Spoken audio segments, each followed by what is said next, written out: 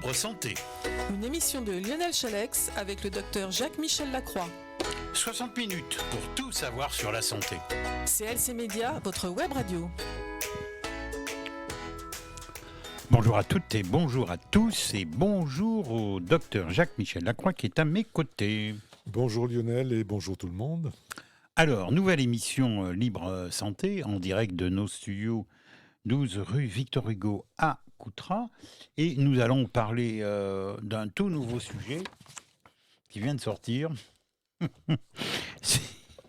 C'est encore le Covid, quoi. Toujours le Covid. Mais, peut-être des nouvelles fort intéressantes. De toute façon, ici, à l'antenne de CLC Média, ce ne sont que des nouvelles intéressantes et des remarques aussi intéressantes. Peut-être qu'un traitement pourrait se préciser à l'horizon pour le coronavirus. Oui, alors des traitements, on en a déjà parlé. Oui. Hein. Il y a les médecins généralistes qui veulent bien emploient déjà un antibiotique, de l'ivermectine ou de l'hydroxychloroquine et ça marche.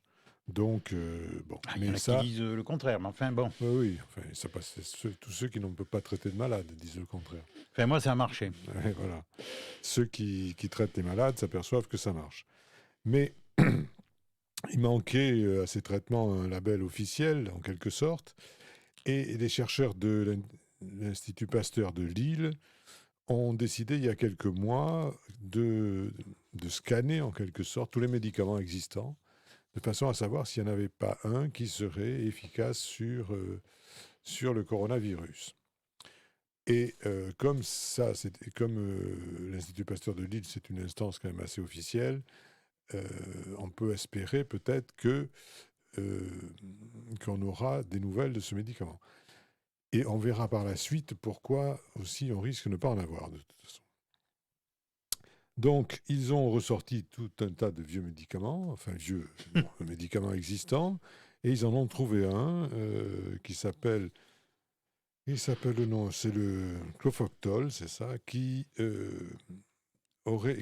un effet sur le coronavirus, en tout cas un effet en laboratoire et un effet aussi sur des souris.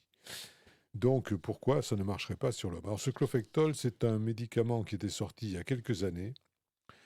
Moi, je me souviens, on nous avait présenté ça il y a une vingtaine d'années comme une alternative aux antibiotiques. C'était un antibiotique sans vraiment être un antibiotique. Enfin, bon, c'était un produit à utiliser dans les états infectieux.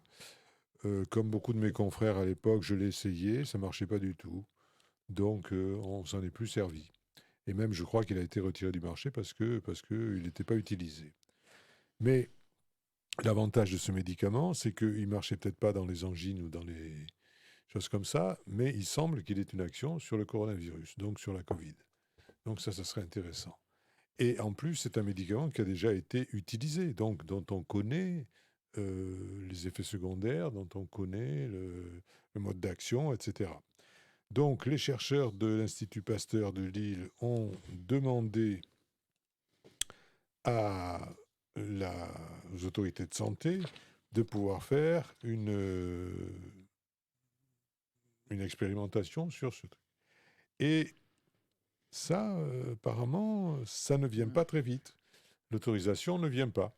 Et La Voix du Nord, qui est le grand quotidien du secteur, Lille, estime que quand même peut-être que les autorités ralentissent les recherches et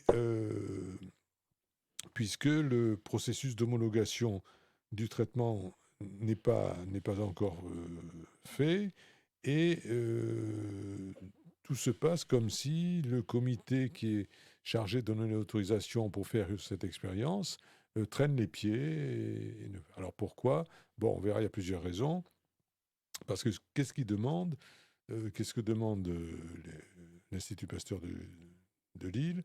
C'est de traiter un certain nombre de personnes et un certain nombre de personnes de les traiter en double aveugle, c'est-à-dire avec des gélules, mais même couleur, même truc, mais dedans, il y aura rien. D'accord. Pour voir les effets. Placebo. Voilà, avec du placebo. Pour voir les effets. Mais les autorités traînent les pieds. On leur a demandé de repasser la phase 2 du médicament, alors que c'est la phase 2, c'est-à-dire que quand le médicament est encore expérimental, Mhm. alors que c'est un médicament qui a été dans le commerce. Donc, cette phase 2 a été passée il y a déjà 30 ans. Donc, tout se passe comme si les autorités euh, n'avaient pas envie de voir sortir un médicament Oui, pour le... oui. Alors, c'est ce qu'ils ont fait avec l'ivermectine, c'est ce qu'ils ont fait avec l'hydroxychloroquine. On peut se demander pourquoi. Et il y a une des raisons, il y a deux raisons, je pense. Première, c'est qu'on ne veut pas freiner la vaccination. Et la deuxième, c'est que si pas on autorise, si on officialise un traitement contre le virus, les vaccins n'ont plus lieu d'être. Ils n'ont plus lieu d'être puisqu'ils ont été autorisés à titre exceptionnel Mhm. alors qu'ils n'avaient pas fini leur expérimentation. Aucun des vaccins qu'on utilise, que ce soit le Pfizer, le Moderna, l'Astra ou le Janssen, ce sont des vaccins qui sont toujours en phase expérimentale. Ils n'ont pas encore obtenu le label définitif de fin d'expérimentation. Ça, tout le monde ne le sait pas. Hein. Mais non, mais il faut le dire, il faut le dire. Lorsqu'on met un médicament... Ceux qui sont, pardon, docteur, mais ceux qui reçoivent le vaccin aujourd'hui, ils se prennent pour. J'exagère un peu dans mon propos, mais encore que. euh, Il y a déjà de la contradiction ici dans le studio. Non, mais certains, ils se prennent pour les dieux du stade, quoi. Franchement, parce que ils ont reçu le vaccin, ils peuvent faire tout ce qu'ils veulent. Moi, je regrette, mais ils peuvent. Arrêtez-moi, ils peuvent être porteurs du virus. Oui, peut être porteur du virus quand même. Bien, voilà. Mais je ne veux pas vous couper dans votre démonstration. Je souhaiterais aussi que l'on parle, ce n'était pas prévu, mais de ce variant là qu'on entend parler et des choses, moi, qui sont assez surprenantes. Je ne serais pas du reste surpris qu'on reparte dans un confinement dans quelques temps. Mais On va en parler voilà, après. bon, On pardon. va finir. Pourquoi il y a tant de bâtons qui sont mis dans les roues des expérimentations de ces traitements? C'est parce que si on dit ce traitement est valable, de manière officielle, parce que les autres traitements... Fini les vaccins, du reste. Comme l'ivermectine et comme... Presque. sont valables aussi, mais si on dit officiellement que celui-là est valable, eh bien effectivement, l'autorisation de mise sur le marché des vaccins tombe, puisqu'elle a été accordée à titre exceptionnel parce qu'il n'y avait pas de traitement. Soi-disant pas de traitement. Donc, et derrière, il y a un marché énorme. Je ne dis pas que le vaccin ne soit pas utile, hein, c'est pas du tout ce que je veux dire, même s'il est en phase expérimentale. Maintenant, vu le nombre de personnes qui l'ont pris, bon, on peut estimer que on ne fait pas courir de risques majeurs en prenant le vaccin, mais je pense que c'est la principale raison pour laquelle on ne veut pas... Ce sont des enjeux financiers, alors. Appelons un chat un chat. Oui, sans doute, oui. Ben moi, c'est... Voilà, oui, non, mais... Je force personne à aller dans ma pensée ou dans mes réflexions, mais moi, c'est ce que je pense, en tout cas. Voilà, parce que l'Institut Pasteur l'a estimé qu'il pourrait mettre, après toutes les études, dire qu'au printemps 21, c'est-à-dire au printemps dernier, qu'ils avaient trouvé quelque chose. Enfin, qu'ils avaient trouvé. Oui, le produit existait déjà, mais enfin que c'était... Et maintenant, ils disent, si on est autorisé à faire ces essais, ça sera pour cet hiver. Mais je ne me fais pas d'illusions, ça m'étonnerait qu'on les autorise. Parce qu'on veut continuer à vacciner au maximum. Alors, ce qui n'est pas inutile de vacciner, je ne dis pas le contraire. Mais bon, il ne faut pas négliger non plus les traitements qui sont possibles. C'est vrai qu'on n'entend jamais parler de traitement. Ben non, bien sûr. Jamais. Mais il ne faut surtout pas en parler. Il ne faut surtout pas en parler. Et comme on a des journalistes qui, à 80%, sont des bénis oui-oui, on leur dit que le traitement ne marche pas. Ils ne cherchent pas à aller voir dans des publications si ça marche ou pas. Ils disent ça ne marche pas. C'est tout. C'est-à-dire que certains se contentent de la bonne parole de certains gens de la profession de santé. C'est pas certain, malheureusement, c'est la majorité. Donc... non, mais peut-être, mais sur les plateaux de télé, on voit quelques... À chaque fois, encore ce matin, j'en ai vu un, bon, voilà, il arrivait de je sais pas d'où, spécialiste de trucs de machin, professeur, et voilà, on se contente de la parole de quelques-uns, parce qu'ils ne sont pas aussi très, très, très nombreux. Mais, Oui, oui, mais ce sont mais ceux qui ont les haut-parleurs, voilà. qui passent à la télé, etc. Parce Mm. que moi, à la limite, je peux vous donner des noms de professeurs qui diraient pas la même chose. Donc, Et ceux-là ne sont ceux-là, jamais invités. on les invite pas. Mhm. Il ne faut pas. Alors, on parlait des variants. Oui, Alors, les variants, mais bien sûr qu'il y a des ce variants. variant indien, je crois bien. Oui, mais, ou Delta. Delta, oui. Ouais, c'est pareil.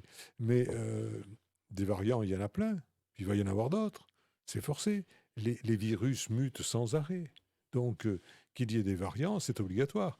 Je pense que de toute façon, la vaccination protège assez bien la plupart des variants. Et puis. Ah bon, je croyais qu'il y avait Alors, quelques doutes il y en a là-dessus. peut-être un qui sera plus toxique qu'un autre. Ça, c'est obligatoire. C'est dans l'histoire même des virus. Ça ne peut pas être autrement. Et puis, il y en a qui seront beaucoup moins. Alors, on nous dit il est plus contagieux. Oui, d'accord. Mais enfin, s'il n'est pas plus dangereux, on s'en fout qu'il soit contagieux. Ce qui Ben compte, oui. c'est savoir s'il est dangereux ou pas.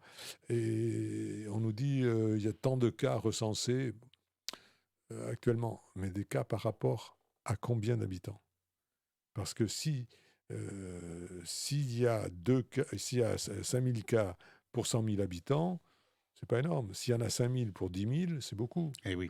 Et ça, on ne nous dit jamais là, non.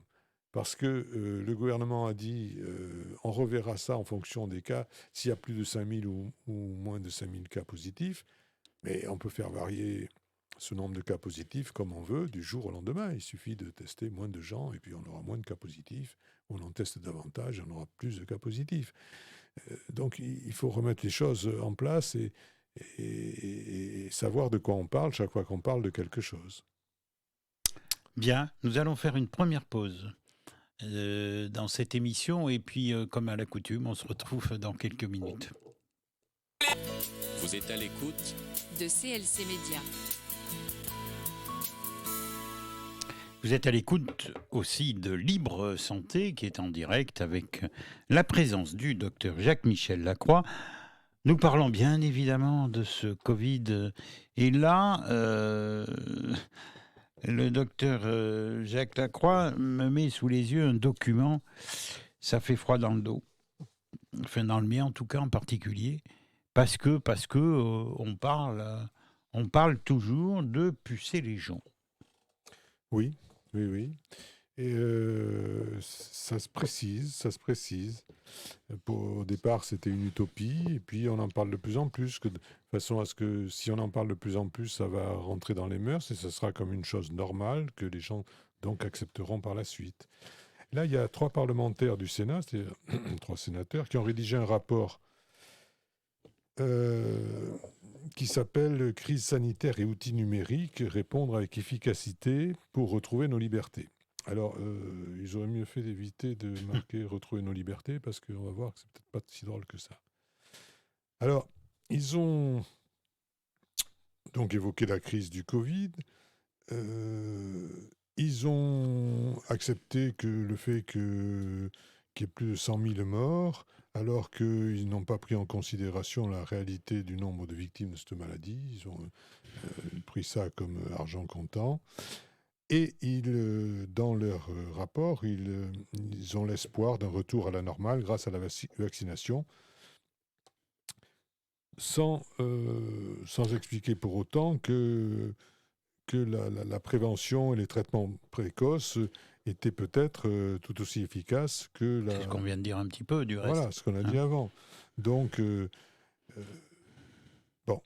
Par contre, ils ne sont pas très, quand même, gentils avec le gouvernement, et à juste titre, puisque ils ont abordé des modèles de pays qui ont été moins attentifs aux libertés, comme les quarantaines obligatoires suivies, etc., etc. Et puis, ils ont pointé quand même l'inefficacité de la gestion de la crise par le gouvernement. Ce qui fait quand même plaisir de voir qu'ils ont osé être un peu critiques. Et ils estiment que la France ne s'est pas donné tous les moyens de répondre à la crise. Ça, on le dit depuis longtemps. Ça, on le dit depuis longtemps. Mais, alors, ils vont plus loin. Ils n'hésitent pas à insister sur le fait que plus les technologies sont invasives, plus elles sont efficaces. Donc ils se disent pourquoi ne pas pucer les gens, comme on puce Ça, c'est beaucoup nos moins chiens ou bien, nos oui. chats. Hum. Hein. Et ça ferait faire des économies. On va se mettre Par- à aboyer. Voilà. Et donc pourquoi ne pas, Non, ne pas c'est- pucer? Alors c'est quand même là une grave atteinte à la liberté. Ah, c'est Et je incroyable. comprends mal que des élus acceptent d'envisager ça. Ils disent qu'il faut avoir le courage d'affronter ce type de propos, enfin, de propositions, et ils estiment qu'à l'avenir, nous devrons recourir bien plus fortement aux outils numériques, en assumant, si nécessaire, des mesures plus intrusives, mais aussi plus ciblées. Alors, non, mais bon, moi je veux bien, mais enfin, si, il n'y a qu'à vivre, on n'a qu'à tous vivre enchaînés, et puis ce sera plus facile pour les dirigeants de nous contrôler. Ils vont même jusqu'à imaginer des plateformes sécurisées de collecte et d'échange de données, dont l'unique fonction serait de répondre aux situations de crise. Lorsque les données se croiseraient, ils pourraient comme ça, disent-ils, sauver des vies sans condamner le pays. Oui, puis mais en enfermant les gens qui sont... Non, c'est très... Moi, je pense qu'il va falloir avoir les passeports à jour. Ah, alors les passeports, on va y venir, bien sûr que ça va être Alors, sans le savoir, j'ai tendu une perche. obligatoire. Mais Et pas pour la même chose. la lecture de ce rapport montre que l'idée de surveiller la population est présente dans l'esprit des dirigeants. Hein, ça, Ça, on le voit depuis un an. Depuis Depuis le un an. début, on l'a dit. Depuis 1 an et demi, presque, oui. Mais c'est pas forcément pour le bien-être du peuple. Hein. C'est ce projet de mondialisation là, qui avance à grands pas et que la crise sanitaire n'a fait qu'accentuer. Elle est arrivée à point nommé et elle a accéléré ce projet de centraliser les données, de contrôler la population. Et ça va dans le sens de ce que disait Schwab. Alors Schwab, Klaus Schwab, c'est un monsieur que les gens ne connaissent pas forcément, mais tout le monde a entendu parler des forums de Davos. Bien sûr. Hein, qui sont la réunion des peuples les plus riches pour décider entre eux de ce qu'il faut faire dans les années qui viennent. Et bon, alors ce monsieur Schwab, qui est le gourou du World Economic Forum, plus connu sous l'appellation de Forum de Davos, est lui aussi un fervent partisan de ce type de flicage. Et ils attendent que le marquage numérique de chaque individu devienne obligatoire pour mieux le surveiller. Alors, si c'est ça l'avenir, ça me fait pas sourire parce que surveiller, connaître tous les comportements à partir de données toutes simples, hein, savoir quelle publicité vous regardez, quels objets vous commandez chez Amazon ou ailleurs, etc. On finit par avoir votre personnalité. Et on peut donc comme ça davantage vous cerner et donc davantage limiter vos capacités d'être libre. Parce que tous ces éléments de transformation de la société ne laissent aucun choix aux populations qui ne seront plus considérées que comme des masses laborieuses, des producteurs et des consommateurs. Et c'est pour ça qu'il faut effacer tout le reste, tout ce qui peut, tout ce qui est un lien de l'individu entre des communautés, qu'elles soient familiales, qu'elles soient philosophiques, qu'elles soient religieuses ou autres.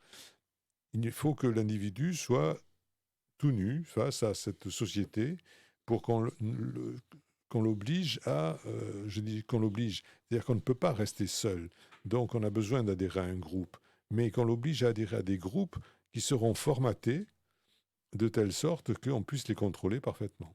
En tout cas, moi, je sais pas, je me pose la question, je pourrais vivre sur une île tout seul, peut-être que ça me déplairait pas, en dehors de tout ça. Oui, c'est pour ça que j'ai oui. dit tout à l'heure, il faut préparer les passeports, parce que oui. faudra peut-être fuir tout ça un jour. Alors, il y a quelqu'un, un économiste qui s'appelle Hervé Juvin, qui avait écrit, je ne me souviens plus le nom du bouquin, que j'avais lu il y a 4 ou 5 ans déjà, où où il disait ça, où il disait notre société s'achemine vers la destruction de toutes les structures traditionnelles qui faisaient que l'individu n'était pas seul, mais rattaché à un groupe qui lui permettait d'améliorer sa réflexion, d'être critiqué ou autre. Et de façon à, il faut le débarrasser de tout ça pour qu'il soit sans recours possible critique vis-à-vis de qu'il soit seul face à une société de consommation qui va lui proposer des appartenances, mais qui seront extrêmement dirigées et contrôlées. Allez, une autre pause musicale. Nous sommes à vos côtés dans quelques minutes. CLC Média, la web radio de Coutras. Nous sommes dans le cadre de l'émission Libre Santé avec le docteur Jacques-Michel Lacroix. Je vous rappelle qu'à 18h, nouvelle émission 58 minutes. Et là, je recevrai Jérôme Cosnard, maire de Coutras, candidat aux prochaines élections cantonales. Donc, n'oubliez pas ce rendez-vous dans quelques minutes à 18h au micro de CLC Média, Jérôme Cosnard. Alors, nous repartons toujours avec ce Covid-19. Et là, on va reparler, je crois bien, du fondateur du forum de Davos. Oui, on va redire deux mots parce que tout ce qu'on a dit tout à l'heure, on peut nous dire ah oui, vous êtes des complotistes si vous dites ça, vous êtes oui, je m'entends mieux là, c'est bien. C'est pas vrai, c'est du complot. Ouais, je veux bien, d'accord. Mais enfin, en 2016, le dénommé Schwab, dont on a parlé tout à l'heure, le fondateur du forum de Davos, il a déclaré de manière très officielle sur la chaîne suisse RTS que l'implantation neuronale de puces avec une communication directe entre notre cerveau et le monde digital était possible et que ça serait souhaitable. Alors, moi, je veux bien qu'on soit complotiste en disant des choses comme ça, mais enfin, c'est pas nous qui l'avons déclaré. Donc, il est pas impossible qu'un jour ou l'autre, on nous demande de nous pucer pour savoir si on est vacciné, si on mange bien, si on n'a pas trop de cholestérol, etc., etc. Pardon. Et donc, on risque de se retrouver ou pucé ou tatoué, et parce qu'il y a des gens très influents dans le monde. Bon, on a parlé de celui-là qui est à l'initiative du Forum de Davos, mais il y a aussi des types comme Musk, comment il s'appelle, Elon Musk, qui est je crois, c'est celui de Tesla, non? Très bien. Hein, il me semble. Bon. Voiture électrique. Voilà. Qui propose un implant neuronal. C'est une pilule mise au point par une de ces sociétés, bien sûr, qui est munie d'un appareil électronique biodégradable qui transmet à votre téléphone des données sur l'interaction de votre organisme et le médicament. Alors on dit, oh, c'est chouette, sur mon téléphone, je vois si le médicament marche. Qu'est-ce qu'on en a à foutre? On le voit bien s'il marche. Si vous êtes mieux, c'est que le médicament marche. Si vous n'êtes pas mieux, c'est qu'il ne marche pas. Mais en attendant, si vous attendez de lire ça sur un écran de téléphone, ça veut dire que toutes les données auront été recueillies et envoyées dans une mégadata. Donc, bon, allez, on va arrêter de parler de tout ça parce que c'est pas joyeux. C'est pas joyeux, mais c'est l'évidence même. Donc, bon, voilà, on est parti depuis 1 an et demi, malheureusement, avec ce foutu virus.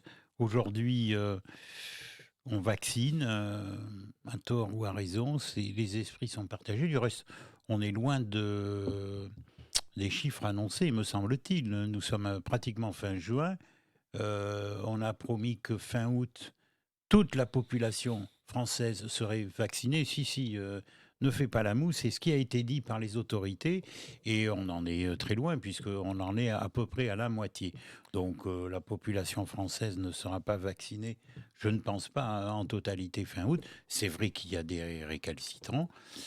Bon, je ne prendrai pas position à l'antenne, mais donc il y a le vaccin. Maintenant, on a eu le confinement, le vaccin. On parle de puces aujourd'hui, et demain, qu'est-ce que ça sera? Alors, le problème de cette épidémie, ça peut être un avantage, mais j'ai peur que ça ne reste qu'un inconvénient. C'est-à-dire que ça a mis en exergue tous les travers de notre société, tous les dangers vers lesquels on s'achemine, puisque c'était une situation aiguë, une situation de crise. Donc tout ce qui était latent s'est révélé. Et comme dans toute situation de crise, comme en temps de guerre ou autre, on voit ce qui est bien, ce qui n'est pas bien, les gens qui sont bien, les gens qui ne sont pas bien, enfin, etc., etc. Tout se révèle à l'occasion de ces... Alors, on pourrait en profiter pour faire en sorte de faire le ménage dans la maison, mais j'ai l'impression que c'est pas ça. C'est pas ça. Alors, Allez, on change de sujet parce qu'il faut qu'on avance un on tout va petit avancer. Alors, on va garder le sujet sur le cholestérol Ah. pour un autre jour. Ah, d'accord. Hein. Et là, Et là alors là, ça va un petit peu, même assez bien dans la suite de vos propos de l'instant. Il y a déjà maintenant des fausses attestations de Eh vaccination. oui. Et puis ça, c'est obligatoire. Plus on... Enfin, pas les fausses. Si, plus on... Ah oui, c'est obligatoire dans le sens, oui. Voilà. Plus on contrôle, plus on soumet les gens à des contraintes et tout, plus il y en a qui vont frauder, forcément. Donc, alors, il y a... C'est incontrôlable, ça. Quoi, la vaccination? Mm. Et si, c'est contrôlable. Ah Puisque bon pour la vaccination, après, on vous donne un papier officiel avec un QR code, comme quoi vous êtes vacciné, et Oui. vous pouvez montrer ce QR code, Oui. qui est la preuve que vous Et êtes vacciné. si j'ai ce document et que j'ai pas été vacciné, Ah oui, alors là, vous fraudez, bien sûr. ah ben, Bien sûr. et je dis que là, c'est incontrôlable Oui, c'est-à-dire qu'il faut avoir à ce moment-là la complicité d'un praticien. praticien. Voilà. Alors, là, c'est tout récent, là, le jeudi 17 juin, c'est il y a 5 jours, il y a 10 jours déjà, l'hôpital Sainte-Anne à Paris a révoqué une infirmière qui était soupçonnée d'avoir délivré des fausses attestations. Donc, c'est révélateur d'un trafic qui se développe. Mais ça va aller en s'accentuant, Mais bien sûr. c'est obligatoire. Ça. Alors, il y a les fausses attestations de vaccination, il y a les faux tests PCR négatifs. Alors, qui c'est qui cherche à obtenir ce sésame, en quelque sorte, puisque si on veut se déplacer, si on veut aller... il y a deux profils qui correspondent à ces gens-là. Ce sont d'abord des personnes qui n'ont pas pu se faire vacciner, par exemple, qui n'ont pas réussi à être inscrites ou autre, quoique maintenant c'est assez facile quand même, et qui veulent pouvoir quand même profiter de la tranquillité du pass sanitaire. Et puis, il y a ceux qui sont franchement hostiles à la vaccination, mais qui veulent tricher quand même, ils veulent faire croire qu'ils sont vaccinés, ou bien qu'ils ont un test PCR négatif. Ou alors, il y a aussi les motifs des gens qui veulent partir, qui ont peut-être n'ont pas le temps. Et puis, oui, ils mais disent, pas eu le temps. Ils ont pas, dans ce cas, ils n'auraient pas eu le temps de faire un faux certificat non plus. Ça dépend si c'est un départ qui est un peu précipité. Je pense à cela, quoi. Ah, ils vont se faire vacciner, puis voilà, basta. Ou se faire un test PCR, ils ont le résultat le lendemain. C'est pas... Oui, mais enfin, pour certains endroits, il faut le vaccin. Je sais pas. Si. Ouais. Mais parce que pour trouver des faussaires, c'est pas très compliqué, paraît-il, sur les réseaux sociaux, Facebook, Twitter. Après un premier contact, les discussions passent sur d'autres messageries et on peut avoir ces attestations. Alors, plusieurs cas sont possibles. Le premier consiste à se rendre dans un centre de vaccination où travaille un copain, et puis se faire, à la place de se faire injecter le vaccin, se faire injecter du pipi de chat, quoi, enfin de l'eau distillée. Et on miaule après. Et après, on miaule, voilà. Et comme ça, on a un certificat tout à fait officiel qui est une véritable attestation, mais on n'a pas été vacciné, en fait. Et puis la seconde option, c'est avec un complice, là aussi. Il faut que le complice fasse comme si la personne était venue se faire vacciner. C'est-à-dire qu'elle remplisse les papiers, mais qu'elle ne vaccine pas. Alors l'attestation obtenue, elle est vraie, l'attestation. Mais derrière, il n'y a rien. C'est que du faux. Et puis aussi, alors après, il y a ceux qui, n'ayant pas de contact avec sûrement des avec des complices, se font un faux document avec des techniques numériques. Avec, par exemple, Photoshop, ils se font un QR code. Et il paraît qu'il y a des QR codes faux qui font plus vrais que les vrais. Alors, voilà, on peut tout imaginer, quoi. Mais il faut savoir quand même que... oui, alors comment savoir s'ils sont vrais ou faux? Alors là, dans l'article que j'ai sous les yeux, qui est un article de... Je peux citer mes références, c'est le JIM, le Journal international de médecine. Ils disent que on ne peut pas savoir, le QR code, il a l'air tout à fait efficace. Puis il faudrait contrôler qu'il a bien été fait tel jour, que ce jour-là, avec le numéro de dose qu'il y a... Ça dit bien ce que je disais tout à l'heure. Qu'il n'y a pas eu plus de doses que ce qu'il y avait dans le flacon, ce qui est à peu près incontrôlable. Par contre, là, il y a des touristes qui allaient en Espagne. Et là, l'attention des forces de l'ordre a été attirée sur un fait quand même bizarre. Ils avaient un QR code et tout, mais tout le même jour. Comme si tout le quart avait été vacciné le même jour. Oui. Alors ça, ils se sont dit, ça fait quand même bizarre. Et évidemment, c'était faux. C'était faux. Alors, il paraît que ce genre de faux, ça se vend 150 €. Voilà. Mais on s'expose à 3 ans d'emprisonnement et 45 000 € d'amende. Ah oui, la note est salée quand même à l'arrivée. Oui, mais voilà. C'est un risque important. Voilà, donc tout ce qu'on pouvait dire... Mais ça a tout le temps existé, vous savez, les faux, les permis de conduire, combien il y en a en circulation, enfin, pour tout, malheureusement, de tout temps à jamais, bien sûr. Ça a existé. Donc voilà, mon cher Lionel, où on en est aujourd'hui. Merci, on se retrouve on se retrouve, puisque nos émissions... Je ne garantis pas. La semaine prochaine, bien sûr, on rediffuse cette émission, mais nous serons à la veille du 1er juillet, donc nous allons faire un petit peu de repos pendant juillet-août, donc on verra si on se retrouve pour cette émission début juillet ou ça sera peut-être à la rentrée de septembre. N'oubliez pas, dans quelques minutes, je reçois Jérôme Cosnard et son binôme. Joël, mais je ne me rappelle pas de votre nom. Excusez-moi. Non, mais dites-le plus fort. Voilà. Et restez à l'écoute, bien sûr. Nous allons parler de ces élections cantonales jusqu'à 19h. À tout de suite. À bientôt. À bientôt, Jacques. Pardon. Libre Santé.